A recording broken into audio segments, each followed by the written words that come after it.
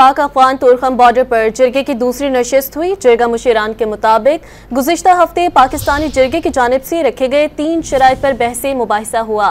जिरगे में अमन बरकरार रखने और बॉर्डर खोलने पर इत्तफाक किया गया।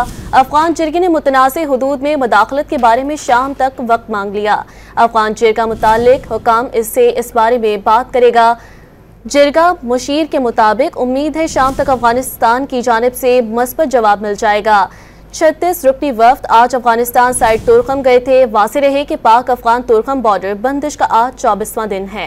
अफगान जिरगे ने मुतनाज़ हुदूद में मुदाखलत के बारे में शाम तक वक्त मांग लिया। अफगान जिरगा मुतालिक हुकाम इससे इस बारे में बात करेगा।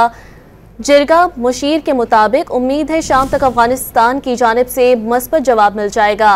36 रुकनी वफ्द आज अफगानिस्तान साइड तुर्खम गए थे। वाज़ेह रहे कि पाक अफगान तुर्खम बॉर्डर बंदिश का आज 24वां दिन है।